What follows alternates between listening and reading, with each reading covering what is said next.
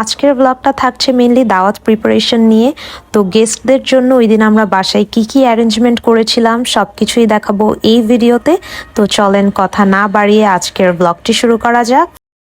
আর দাওয়াতের আগের দিনই হচ্ছে আমি ডেজার্টগুলো বানিয়ে নিচ্ছিলাম। আজকে আমি 2টা ডেজার্ট বানাবো। তো ফার্স্টেই হচ্ছে আমি শাহি টুকরা বানাবো, আর এখানে শাহি টুকরার জন্য আমি দুধটাকে হচ্ছে ঘন করে নিচ্ছিলাম।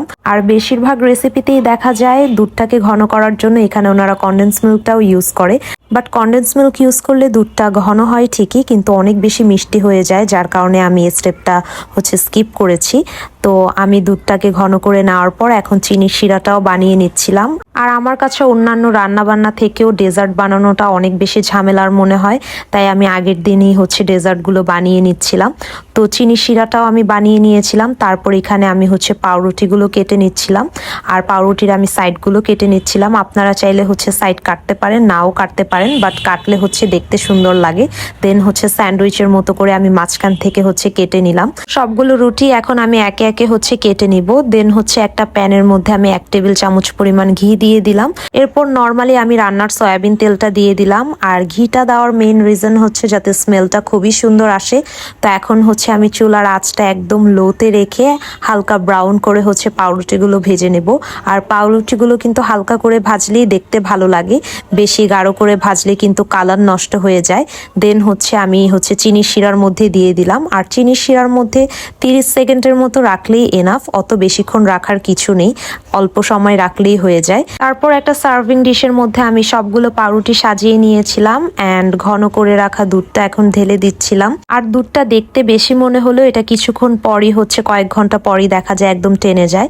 তারপর হচ্ছে এর মধ্যে আমি পেস্তা বাদাম কুচি দিয়ে দিলাম।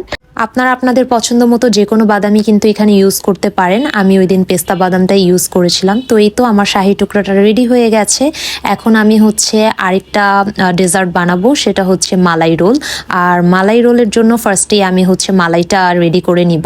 তো মালাইটা রেডি করার জন্য প্রথমে আমি ঘি দিয়ে দিয়েছিলাম, তারপর 1 টেবিল চামচ পরিমাণ আমি সুজি দিয়ে দিয়েছিলাম। আর সুজিটাকে হালকা ব্রাউন করে ভাজার পর এখানে আমি 1 কাপ পরিমাণ লিকুইড দুধ দিলাম। তো দুধটাকে এখন কিছুক্ষণ জাল করে নিব। তারপর এর মধ্যে হচ্ছে আমি 1 টেবিল চামচ পরিমাণ চিনি দিয়েছিলাম, আর পরবর্তীতে 1 টেবিল চামচ পরিমাণ গুঁড়া দুধ দিয়েছিলাম। এটাকে জাল করতে করতেই কিন্তু এটা ঘন হয়ে যাবে। তো এখন হচ্ছে অনবরত নাড়তে থাকতে হবে। যখন হচ্ছে টেক্সচারটা ঘন হতে থাকবে তখন অনবরত নাড়তে হবে। তো যখন একদম প্রপার ঘন হয়ে গিয়েছিল তখন আমি চুলার আঁচটা অফ করে দিয়েছি, কারণ ঠান্ডা হলে এটা আরও বেশি জমে যাবে। তারপর হচ্ছে এখানে আমি পাউরুটি নিয়ে নিলাম। এখানেও আমি পাউরুটিগুলোর সাইড কেটে নিয়েছি। তারপর বেলুন দিয়ে আমি একটু হালকা করে বেলে নিচ্ছিলাম 4-5টা। মালাই রোলটা সাধারণত বানানোর সময় পাউরুটিটা একটু বেলে নেওয়াটাই বেটার। তারপর আমি মাঝখানে মালাই দিয়ে দিলাম। মালাইটা দেওয়ার পর এখন এটা আমি জাস্ট রোল করে নিব, দ্যাটস ইট। এভাবে করেই কিন্তু আমি প্রত্যেকটা মালাই রোল রেডি করে নিয়েছি। তো এই যে আপনারা ভিডিওতে দেখলেই বুঝতে পারবেন। তো মালাই রোলগুলো আমি একটা সার্ভিং ডিশে নিয়ে নিলাম। তারপর হচ্ছে ঘন করে রাখা দুধটা দিয়ে দিলাম। আর দুধটা আমি শাহি টুকরার মতো সেম প্রসেসেই ঘন করে নিয়েছিলাম, তাই এটা ডিটেইলে আর পরবর্তীতে আমি দেখাইনি। প্রত্যেকটা মালাই রোলের মধ্যে আমি একটা করে হচ্ছে কাঠবাদাম দিয়ে দিচ্ছিলাম। আর কাঠবাদামটা দিলেই হচ্ছে দেখতে বেশি ভালো লাগে। মালাই রোলের বেশিরভাগ রেসিপিতেই ওনারা হচ্ছে ডেকোরেশনের সময় কাঠবাদামটা ইউজ করে। অ্যান্ড আমি আগেও একবার মালাই রোল অ্যান্ড শাহি টুকরাটা একবার ঈদে বানিয়েছিলাম। অ্যান্ড আমি আমার মতো করে সেম প্রসেসে আগের বারের মতোই বানিয়েছিলাম, যেহেতু এখানে দেখা যায় ওনারা কনডেন্স মিল্কটা ইউজ করে, বাট আমি কিন্তু ইউজ করিনি কারণ বেশি মিষ্টি হয়ে যায়। তো এখানে আমার 2টা ডেজার্টই মোটামুটি বানানো শেষ অ্যান্ড সার্ভ করাও শেষ। তারপর লাস্টলি আমি 2টা ডেজার্ট একসাথে রেখে একটা ভিডিও করে নিলাম। আর আম্মু আগের দিন রাতে কাবাবটাও বানিয়ে রেখেছিল। আজকে আপনাদের সাথে আম্মুর হাতের জালি কাবাবের রেসিপিটাও শেয়ার করব। তো প্রথমেই আম্মু হচ্ছে গরুর মাংসের কিমা দিয়ে দিল, তারপর পাউরুটি ভিজিয়ে রেখেছিল সেটা দিয়ে দিল, তারপর বেরেস্তা দিয়েছিল, দেন আদা রসুন বাটা দিল, তারপর বিস্কুটের গুঁড়া ব্যবহার করেছে আম্মু। এখানে পুদিনা পাতা, পেঁয়াজ কুচি, মরিচ কুচিও ইউজ করেছে। পুদিনা পাতাটা দিলে কিন্তু স্মেলটা খুবই ভালো আসে।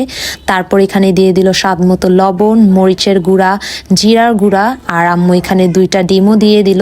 ডিমটা দিলে কিন্তু কাবাবটা অনেক বেশি সফট হয়। তারপর এখানে আম্মু হচ্ছে টমেটো সস দিয়ে দিল। তো সবকিছু পরিমাণ মতো দেওয়ার পর আম্মু ভালোভাবে মাখিয়ে নিচ্ছিল। আর আম্মুর হাতের এই বিফ জালি কাবাবটা খেতে খুবই মজা হয় অ্যান্ড মেহমান আসলে আম্মু মাস্ট আমাদের বাসায় এই কাবাবটা বানায়। আর এটা মাখানোর সময় খুবই সুন্দর একটা স্মেল আসে অ্যান্ড কালারটাও খুবই সুন্দর হয়। আর আম্মুর হাতের এই কাবাবটাও সবাই অনেক বেশি পছন্দ করে, তাই দেখা যায় আমাদের বাসায় গেস্ট আসলে আম্মু মাস্ট এই আইটেমটা রাখে। তো এখানে আম্মু হচ্ছে কাবাবগুলো একে একে বানিয়ে নিচ্ছিল। আর এই ক্লিপটা ছিল পরের দিন সকালের। আম্মু ঘুম থেকে উঠেই হচ্ছে গরুর মাংস বসিয়ে দিয়েছিল, আর আমি ঘুম থেকে উঠে দেখি অলরেডি গরুর মাংস রান্না শেষের দিকে। আম্মু ওই দিন 6:30 বাজে ঘুম থেকে উঠে গিয়েছিল আর রান্না বান্না সবকিছু স্টার্ট করে দিয়েছিল। এখানে আরেক চুলায় আম্মু হচ্ছে রোস্টটাও রান্না করে নিচ্ছিল।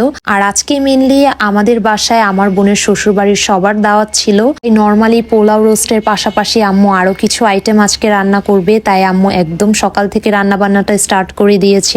আর রোস্টটা প্রপার সেদ্ধ হওয়ার জন্য এখানে আম্মু হচ্ছে গরম পানি দিয়ে দিল। আম্মু সবসময় গরুর মাংস বা হচ্ছে রোস্ট রান্নার সময় গরম পানিটা ইউজ করে, এতে রান্নাটাও তাড়াতাড়ি হয় অ্যান্ড প্রপার সেদ্ধ হতে পারে। তারপর লাস্টলি হচ্ছে এখানে আম্মু বেরেস্তা দিয়ে দিল। আর আজকে রোস্ট পোলাওয়ের পাশাপাশি আম্মু হচ্ছে 3 ধরনের মাছও রান্না করেছিল। প্রথমে এখানে চিংড়ি মাছ ভুনা করছিল, তখন আমি কিছু ক্লিপ নিয়ে রেখেছিলাম।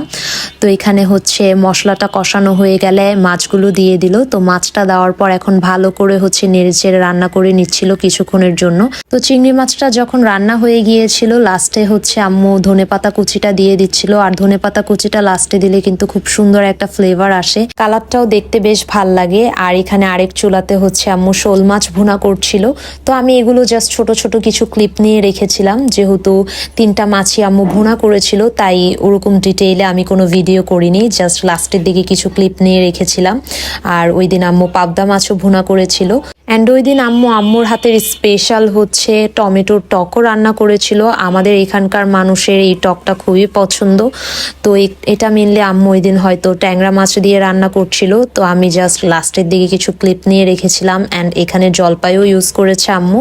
আর ওই দিন আম্মু ভাত আর পোলাও দুইটাই রান্না করেছিল। তো পোলাওটা ফার্স্টে আম্মু রান্না করে নিচ্ছিল, যেহেতু পোলাওটা রান্না করতে একটু সময় লাগে, ভাতটা পরে রান্না করেছিল। দেন আরেক চুলাতে হচ্ছে এখানে আমার বোন কাবাবগুলো ভেজে নিচ্ছিল। তো সবকিছুই আমরা রেডি করে নিয়েছিলাম। দেন আমি হচ্ছে সালাদটা মাখিয়ে নিচ্ছিলাম। সালাদের জন্য সবকিছু আম্মু আগের থেকেই কেটে রেখেছিল। তো আমি জাস্ট সার্ভ করার আগ মুহূর্তে হচ্ছে সালাদটা মাখিয়ে নিচ্ছিলাম। আর আমি খুব সুন্দর করে সালাদ মাখাতে পারি, তাই হচ্ছে সবসময় মেহমান আসলে দেখা যায় সালাদটা আমিই মাখাই। আর এইদিকে আমরা টেবিলটাও সুন্দর করে হচ্ছে সেট করে নিয়েছিলাম, খাবার দাবার সবকিছু সার্ভ করে ফেলেছিলাম টেবিলের মধ্যে। আর সবকিছু সার্ভ করার পর দেখতে ঠিক এরকম লাগছিল, আমার কাছে তো খুবই ভালো লাগছিল। তো আজকের দাওয়াত প্রিপারেশন ব্লগটা এ পর্যন্তই ছিল। আশা করি আপনাদের কাছে ব্লগটা ভালো লাগবে। আল্লাহ হাফেজ সবাইকে।